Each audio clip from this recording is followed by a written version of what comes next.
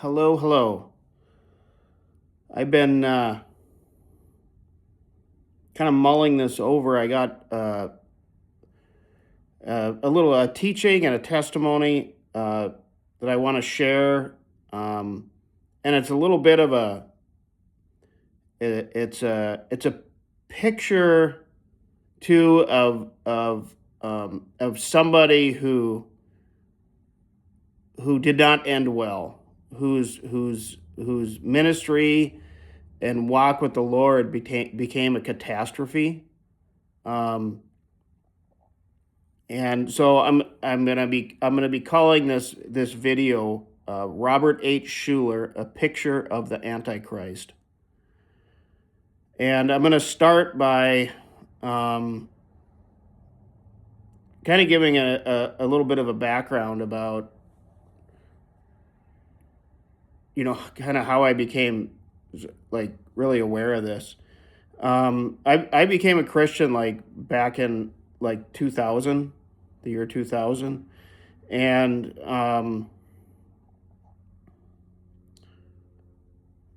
early in my Christian walk, I was the kind of like I wanted to listen to and read and listen to like everything. Eventually the Lord like narrowed that down, but like watching Christian TV, watching TBN was something that I did a lot. Like the first year or two, probably first couple years of my Christian walk, I watched TBN all the time.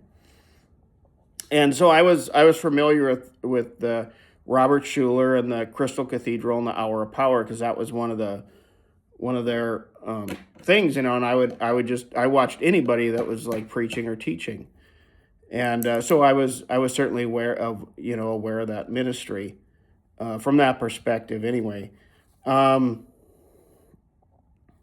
fast forward, at that time when I first got saved, I was going to college in North Dakota, and in my early 20s. But fast forward to like this would have been 2004. I was actually living in Southern California. I was living in Lakewood, um, California, which is in LA County. And there was a lady that I was helping, an older lady who was like a spiritual mother, mentor to me at the time. I was helping her do ministry work. But I was working as an insurance agent, and the office I was working out of, selling health insurance, was actually in Orange County. And so during the week, I would drive back and forth between, I'd drive from LA County. I'd take PCH down to our office was down in Irvine, I believe. But I started having so there was a fallen angel or a principality, however you want to describe it, um, that started harassing me or afflicting me or following me around and causing trouble for me in Orange County. And he started attacking my, because I'd be making appointments for, to sell insurance, and he would start like doing things. This fallen angel would do stuff to attack my business that I was doing. He would cause my appointments to be canceled. He would cause the people I made appointments with to get sick or something and cancel their appointments. And I knew, the spirit was there, because it would follow me, like at the end of the day when I came back, from our office. As soon as I hit the border between Orange County and LA County, that this fallen angel couldn't pass that line. He would stop right there at the border, because his territory was Orange County. Um, and that's not uncommon. These spirits have certain territorial assignments, that they can't cross. So anyway, this spirit, specifically was over. This was like a principality over Orange County at the time, and anyway, it was as I was praying about this and seeking the Lord spoke to me, and because He attacked me financially, He caused my appointments to be canceled and stuff, and the Lord spoke to me, as I was praying about what to do about this, and He said, that fallen angel had crossed the line, that he had no legal right to attack me financially, because I was a tither, and He said, now you have the right, now you have uh, the legal right to remove him. So it was like, bingo, FAFO, right? so, um, so we did, and I wouldn't do it. I probably would not do things this way today. I've learned a lot since then, but what we ended up doing, I talked to Betty and then a friend of mine who is an evangelist, and we took like 3 days to fast and pray before going, and we went and like drove all around. We took like a big driving loop around. We picked a route, I think, out and around on freeways and maybe up PC. We took a big loop around Orange County, basically doing like a prayer drive around the county, and to remove this fallen angel and to do spiritual warfare over Orange County. Um, you know, and like I would just say is that most Christian people aren't even aware of these things, and if you're not called to confront these things, don't do it. But it's specifically, if God does call you to do it, then you know about it. But anyway, these things are very real. The Bible talks about, that we war not against flesh and blood, but against principalities, powers, and rulers of darkness in the heavenly realm. These are real entities. So they're real fallen angelic beings, and they're not demons. Demons are disembodied spirit, and they're more bound to the earth. Demons are what try to uh, inhabit people because they want a body. But fallen angels are what rule in the heavenly realms over nations, states, cities, etc. So now this background of me living and working and doing ministry there in LA and working in Orange County and stuff is important where this is going, because at the same time, and I was aware of some history, but the thing was, I would say today the mistake that I made, or that we made, is when God gave me that revelation that we could remove that principality. We should have like. I would even say, I might have asked. I would have maybe like today. I would have maybe asked for a couple of people that I know and trust to agree in prayer. But I would have got in my car and went and did the driving around Orange County and removed that spirit within, before the end of the day. I would have done it right away. There'd have been taking no time of 3 days and fasting and prayer, because once these entities, these fallen angels, once they know their time is up, and they know that they crossed the line and no longer have a legal right to be there, and you're going to destroy and you're going to cast them into hell, they can become very dangerous, and they kill people and stuff. They can do a lot of destruction before you remove them. So generally speaking, today now, I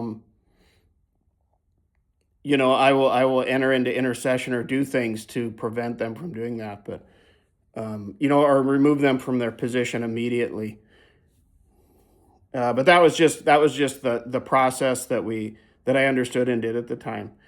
But see, the thing is that what happened, and this was I looked up the date here. It was This was 2004, and during that time, those few days of fasting and prayer, and this was at the Crystal Cathedral. It was Robert Schuller's church in Orange County. As we were preparing to remove that principality over Orange County, that spirit murdered the music director, aka worship leader of Crystal Cathedral. So that's what he did, before we removed him, you know, and so. But the thing was, what's important about that is that, and that was 12/17/2004. The music director, he shot himself inside the church. Um, but the thing was is that Robert Schuller had let Satan see. The devil had a legal right to Crystal Cathedral. That altar had been given over to him. Robert Schuller had given the altar at the Crystal Cathedral over to Satan, so he had a legal right to do that. Um, and I'm gonna explain to you why and how that was. Um,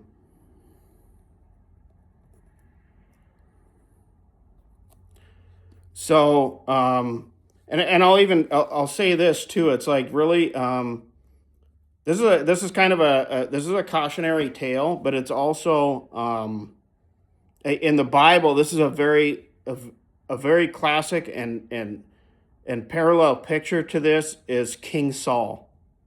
Robert H. Schuller was very much a King Saul. He was, he rose in power and became, his ministry, from many perspective and man's points of view was very successful and became very large, and he built, that beautiful building and stuff, in Orange County, and he had a very successful TV ministry, as well as the very large church and stuff, and many people watched his show, and watched his sermon. He was very charismatic. He had a very good way with people, very charismatic. Um, but unfortunately, he like King Saul, he chose pleasing men over obeying God and obeying His word. So, and I won't. There's other people that have like documented this and spoken on this more deeply, and and I'm gonna highlight a couple of things that I became aware of that were just like absolute gross violations of his ministry and position that God had given him, like that were just absolute gross violations of that are just absolutely forbidden things. Like, yeah, certainly would be, people, some of the stuff that gets the headlines more is, if a minister gets exposed for, like the thing with IHOP, where the guy was exposed for having all the multiple, multiple sexual relationships with, and some of them underage girls, but like, over the years or whatever. And obviously that's a huge violation, but there are things that are just as egregious or even more that most people wouldn't even recognize because, we live in a perverted world where there's a veil of darkness in this world that Satan has caused to be over people's eyes. They don't even understand sometimes. But this was the first thing that I became aware of that Robert Schuller did, is he had what was called an interfaith service at his church, which basically was an invitation to other false religions, those who serve Satan, and brought them into his church. And a Muslim cleric gifted Schuller a Quran, like in front of everybody at the Crystal Cathedral, and he received it, and it was put on display at the church. So he literally it received, and a Quran is basically um, it's Satan's book, right? It's Satan's book. It's it would be it would be on par with receiving this, Anton LaVey's, the Satanic Bible. I mean, that's exactly what that is. So he basically in 2000, um, he did what Adam did. He ate the forbidden fruit, and that became like going forward. Him feasting on the forbidden fruit was, he made a covenant. He turned his church and his ministry over to Lucifer. Um, and this was another one that was even more like, this was awful. Like when I seen that, but then it just, this what happened in 2002 was even a greater, um, even more so, showing that Robert Schuller, who had, you know, like for lack of a better term, completely gone over to the dark side. There was a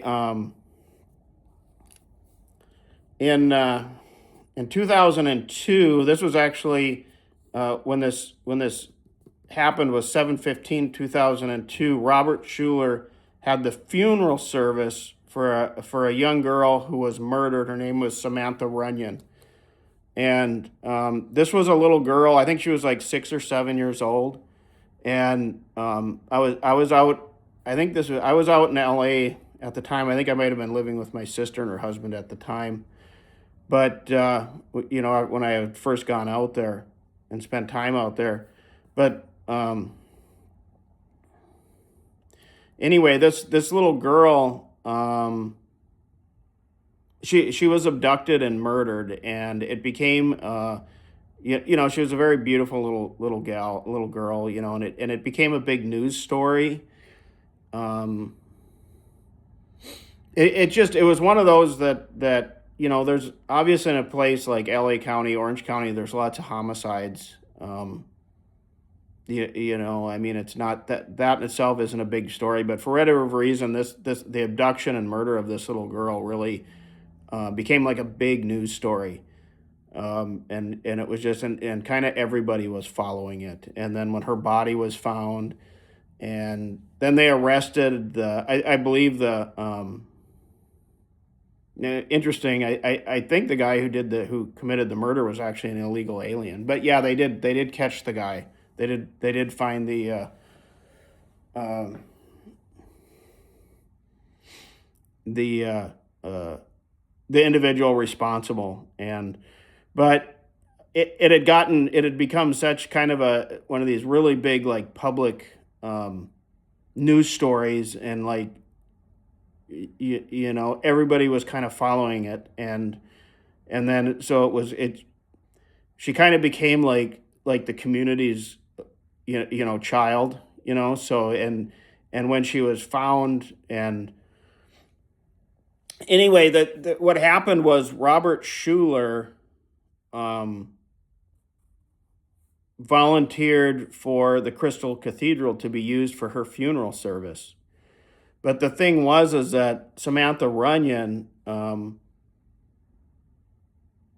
she came from, her mom. Her mother was a unmarried lady, but she had no faith. She was more like an agnostic person, if I recall correctly, and she wanted all faiths represented, uh, at the funeral service.